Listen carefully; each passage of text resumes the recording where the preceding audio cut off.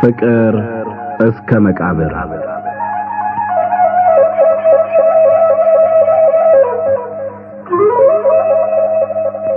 ደራሲ ሐዲስ ዓለማየሁ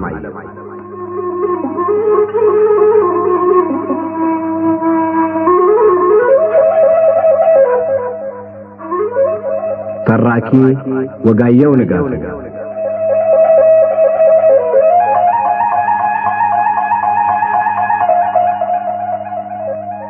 ፍቅር እስከ መቃብር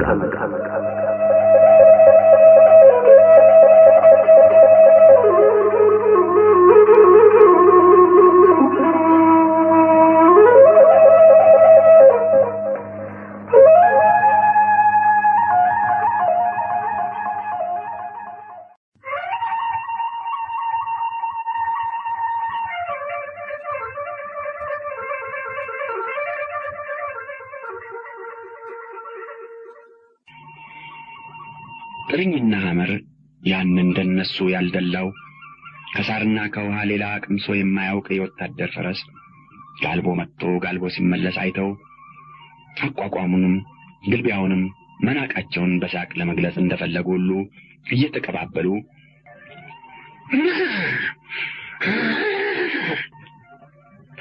አሉና በፈንታቸው መጋለብ አብሯቸው ይንቆራጠጡ ጀመር። በተለይ ጥርኝ ደረቱን ብቅ አንገቱን ሰበር ጆሮቹን እንደተደገኑ ጣምራ ቀስቶች ወደፊት ቀሰር አድርጎ አንዳንድ ጊዜ ግራ ቀኝ የፊት እግሮቹን እያፈራረቀ መሬት እየፎገረ አንዳንድ ጊዜም በጌጠኛ ኮትኳቶ ለጓሚውን ፈይሳን እየዞረ ከረዥም ሐምራዊ ቀሚሱ ጋር ሲያረባርብ ሲታይ እጅግ ደስ ያሰኝ ነበር።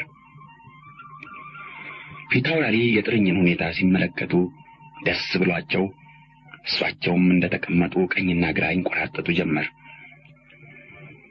ጥርኝን ወዲህ በል አንተ አሉ በመጨረሻ የጥርኝ ሰልፍ ማሳመር ወኔያቸውን ቀሰቀሰውና ፈይሳ ጥርኝን እየሳበ ሲያቀርብ ቀሚሱን አንሳ አሉ። ለምን አለ ባልደራስ ዋጋዬ። ሞክረዋለሁ። የለም ጌታዬ አደገኛ ነው።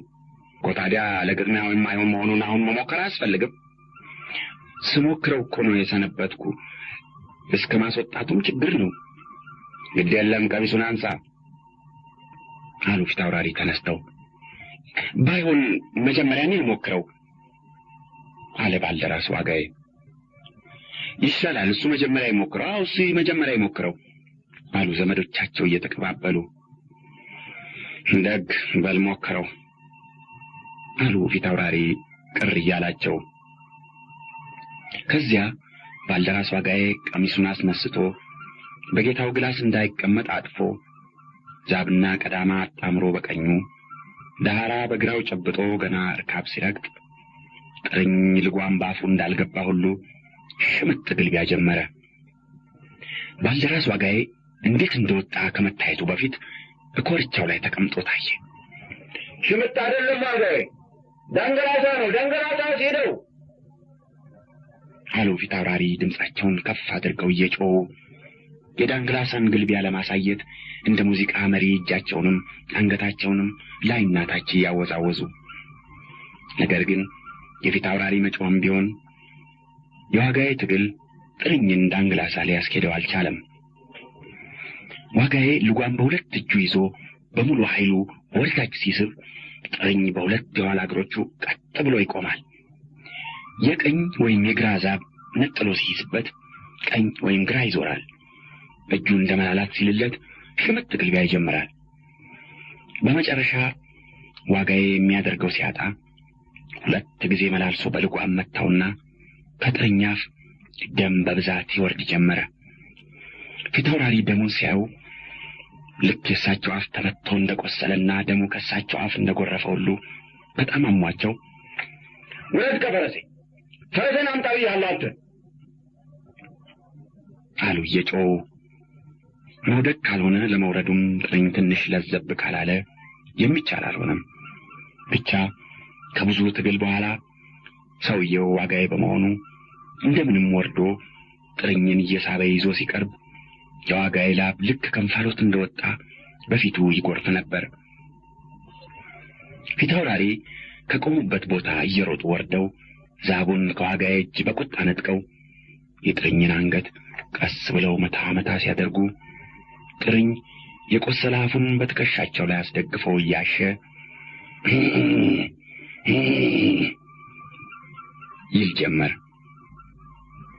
ወዲያው ርካብ ረግጠው የሽማግሌው ወገባቸውን ጎትተው ኮርቻው ላይ አሸራሽተው እስኪያስቀምጡ ጥርኝ እንደ ጭነት መጋዣ ጆሮቹን ጥሎ አካሉን አዝሎ ጠበቃቸውና ተደላለው ተቀምጠው ዛብ አመዛዝነው ጨብጠው በግራ ቀኝ እግራቸው መኮልኮል ሲጀምሩ ጥርኝ ጭራውን ነስነስ አንገቱን ወደ ታች ሰበር ጆሮቹን ወደፊት ቀሰር አድርጎ ጌጠኛ ዳንችራ መምታት ጀመረ። ፊታውራሪ እጃቸውን ለቀቅ ሲያደርጉ ጥርኝ ትንሽ ፈጠን ያዝ ሲያደርጉ ረገብ እያለ እንዳገው ዘፋኝ ደረቱን ብቅ ጥልቅ እያደረገ ዳንግላሳ ሲሄድ ለተመልካች ሁሉ ደስ ማሰኘቱ ለተቀመጡበት ለፊታውራሪ መመቸቱ ፊታውራሪ ልባቸው በደስታ እየዋኘ እዛው በአቅራቢያው 3 ዙሪያ ከዞሩ በኋላ ለግጥሚያው እሱን ለመቀበጥ ወስነው እንዳይደክምባቸው ቶሎ ወረዱ።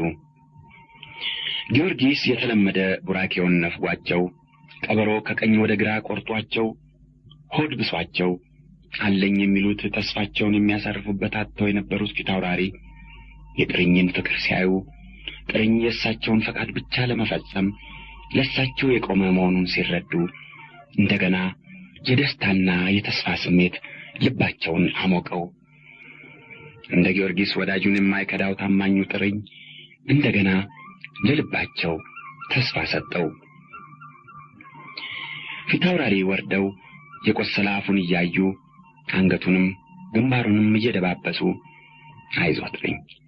አይዞህ ጥርኝ ሲሉ ጥርኝም ግድ የለም እኔ ያለሁልህ አትስጋ እንደሚል ሁሉ አንገቱን ላይና ታች ቀና ደፋ እያደረገ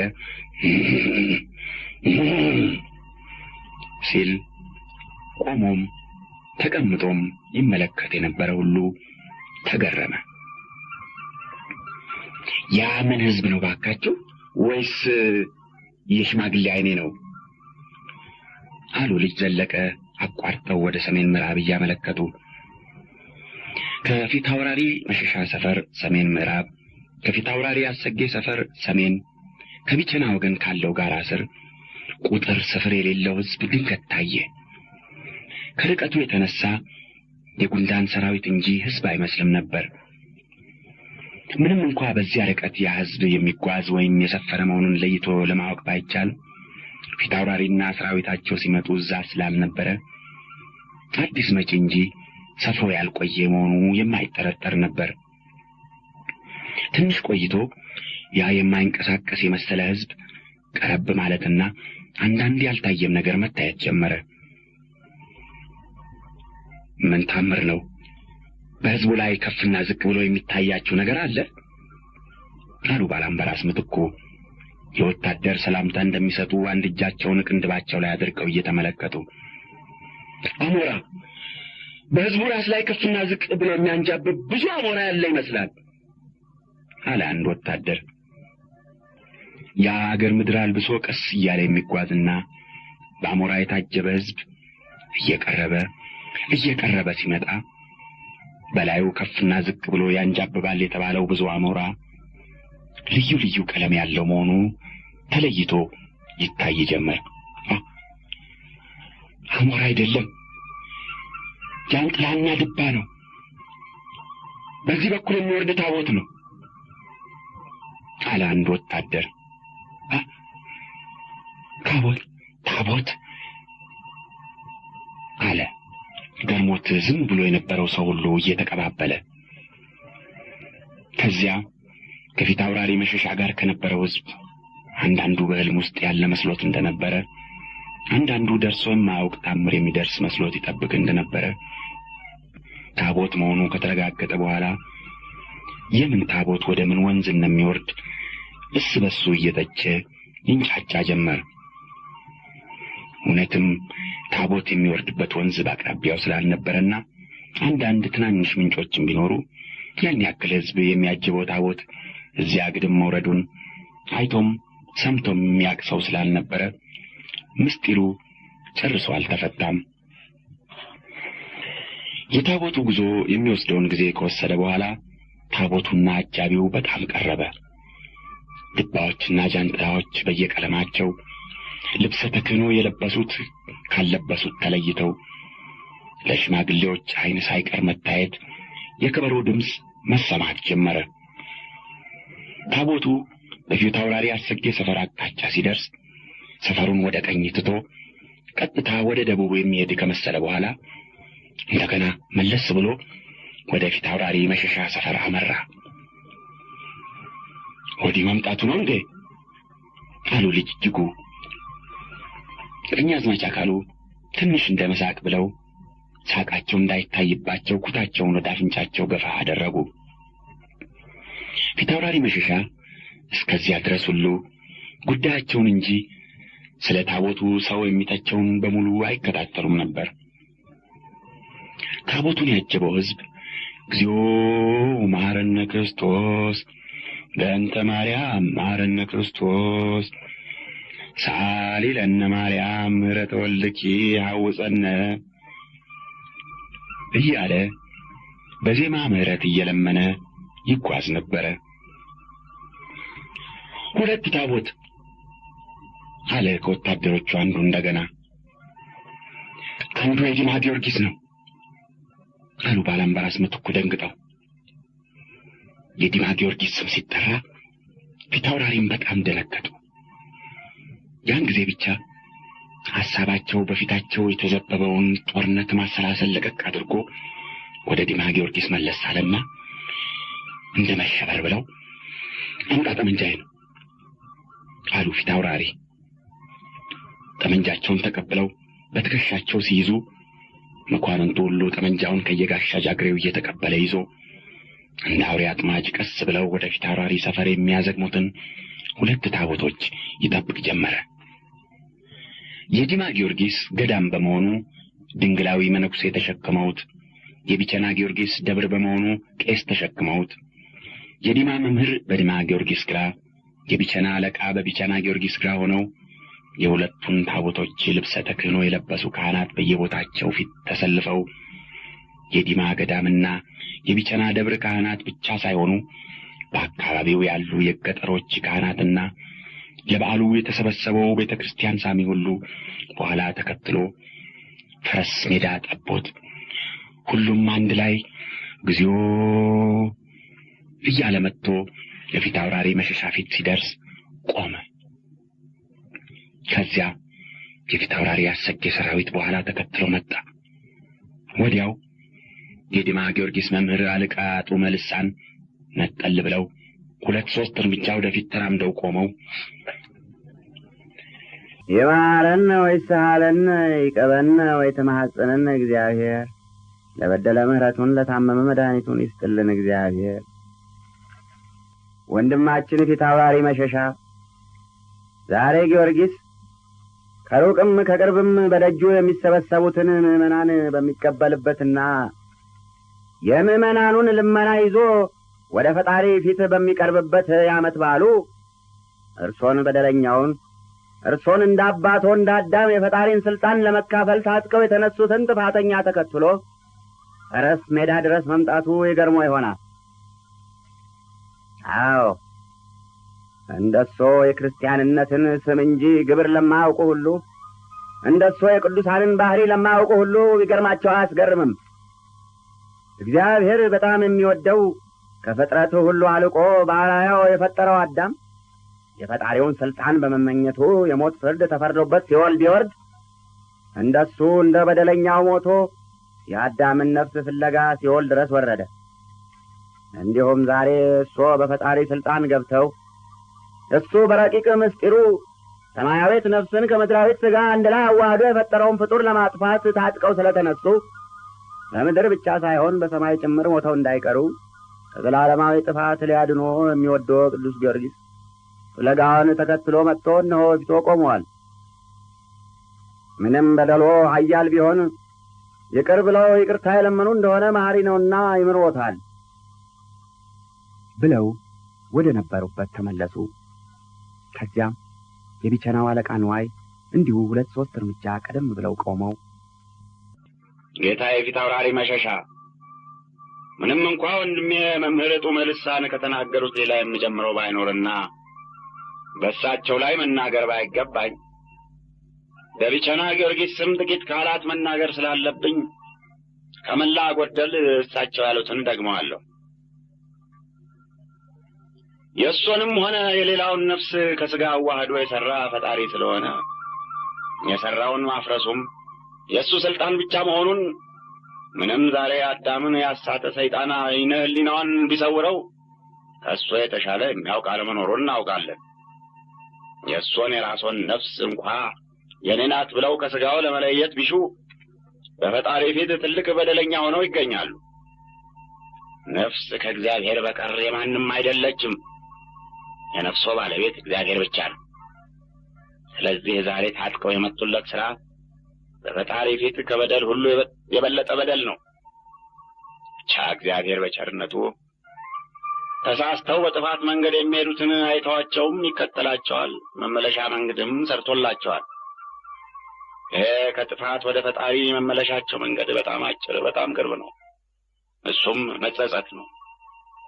ስለዚህ ምንም በደሎ ታላቅ ቢሆን ከተጸጸቱና ምሕረት ከለመኑ ቅዱስ ጊዮርጊስ ከመሐሪው ከእግዚአብሔር እንደሚያስምሩ አይጠረጠርም። ዓይነ ሕሊናው ልቦናው በአመት ተሸፍኖ እምቢ ብለው ወደ ጥፋቱ እስኪሄዱ ድረስ ቅዱስ ጊዮርጊስ እየተከተለ ወደ ፈጣሪው መመለሻውን መንገድ ያመለክቶታል። ጌታችን ኢየሱስ ክርስቶስ በምሳሌ ሲያስተምር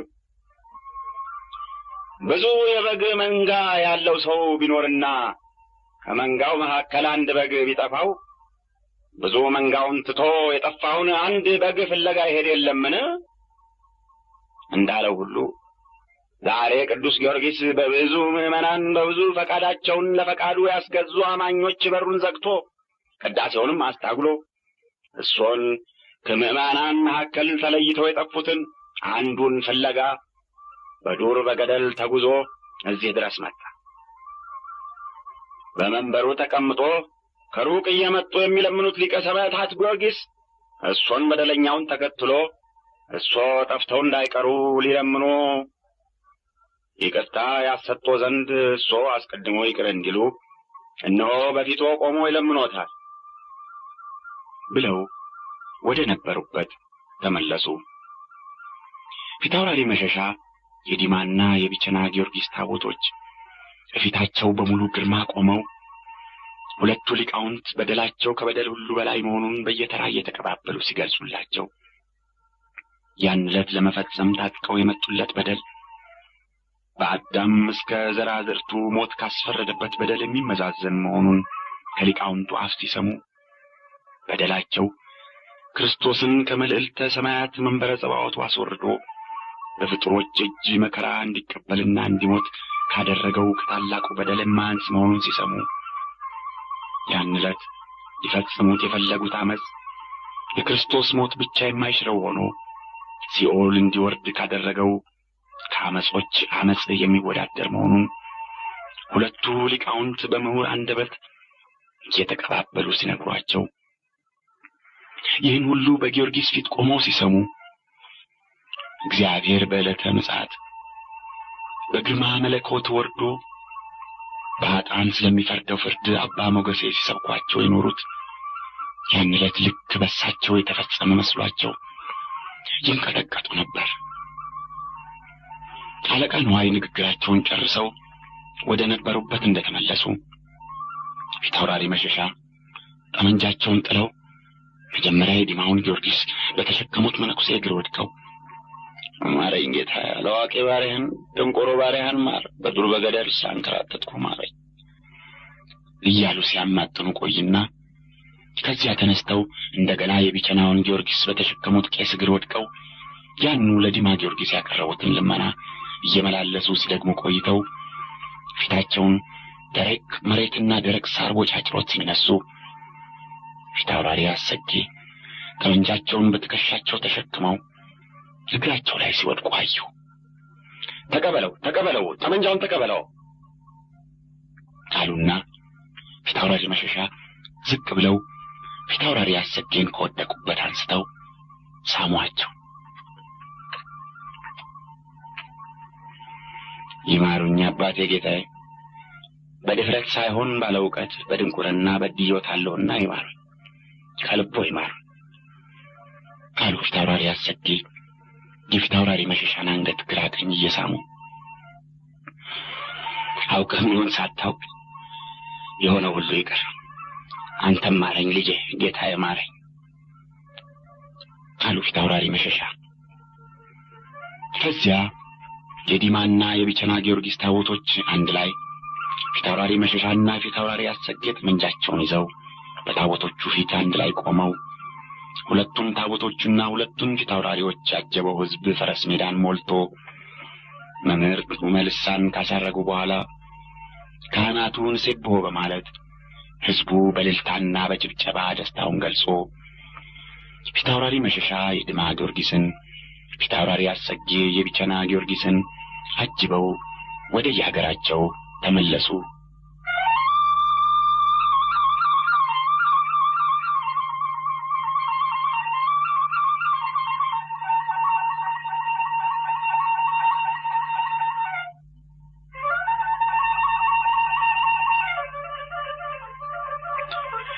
በፊታውራሪ መሸሻና በፊታውራሪ አሰጌ መካከል ፈረስ ሜዳ ላይ እንዲሆን ተወስኖ የነበረው ውድድር ሁለቱ ተወዳዳሪዎች በየሐሳባቸው ድል አግኝተው የወጡበት ስለሆነ እነሱንም ወገኖቻቸውንም ደስ አሰኘ።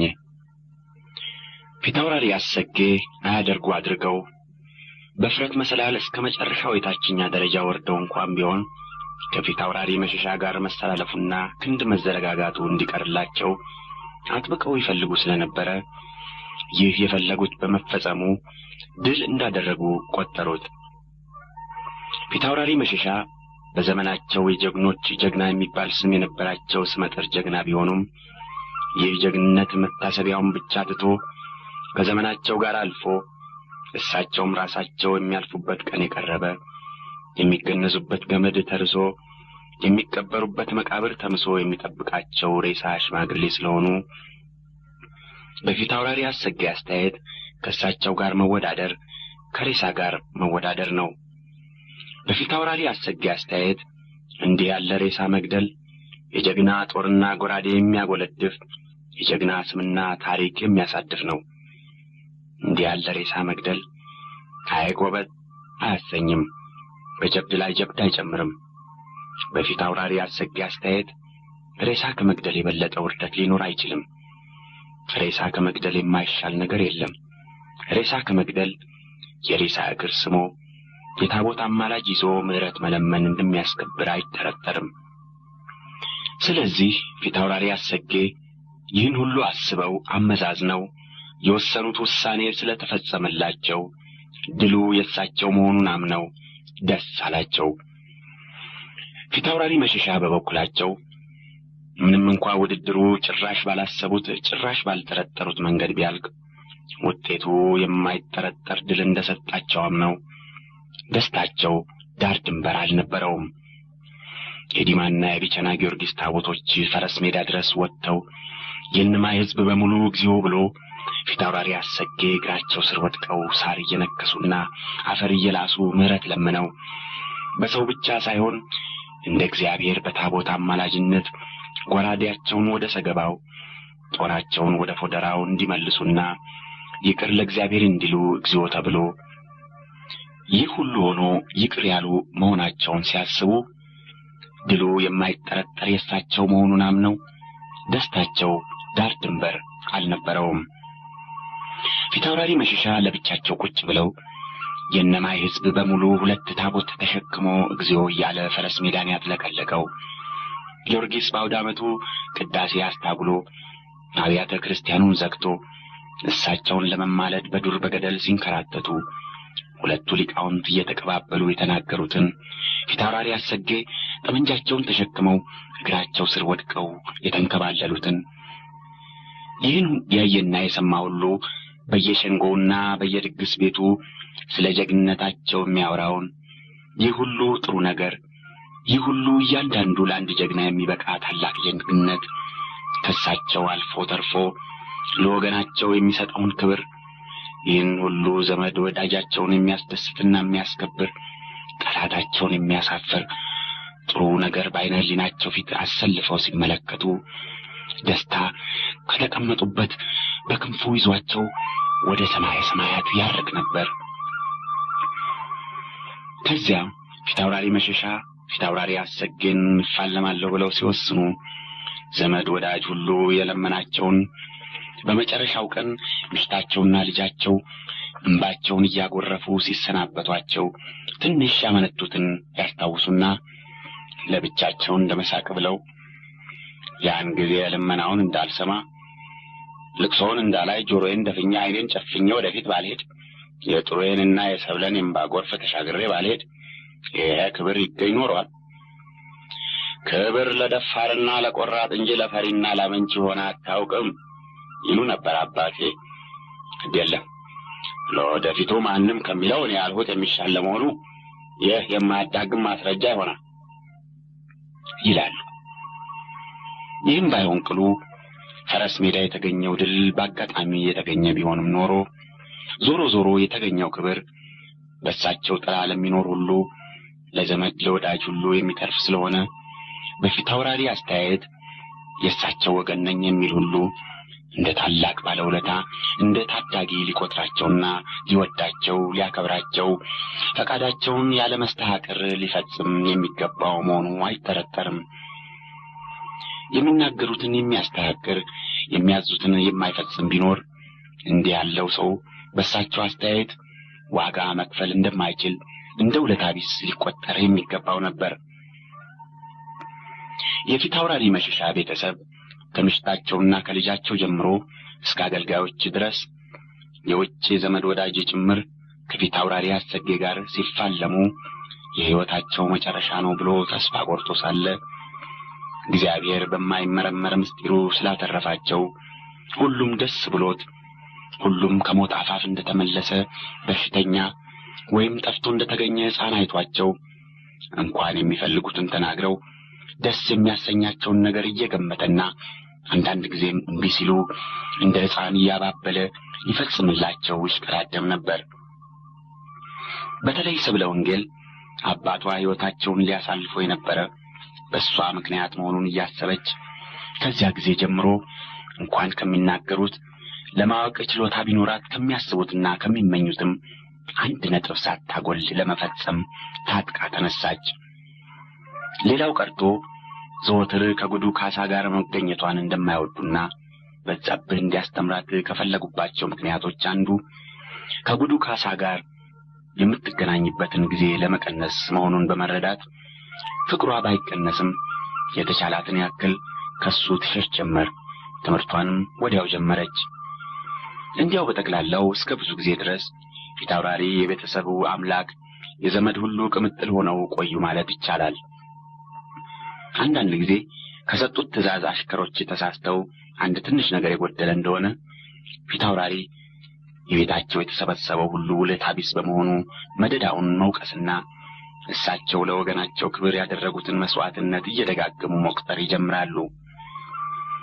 ዓመት 2 ዓመት አልሆነውም እኮ ትናንትና እኮ ነው ለእናንተ ብዬ ለወገኔ ብዬ አንገቴን ለጥለት ደረቴን ልሰጥ ጦር ሜዳ ሄጄ የተሰለፉት።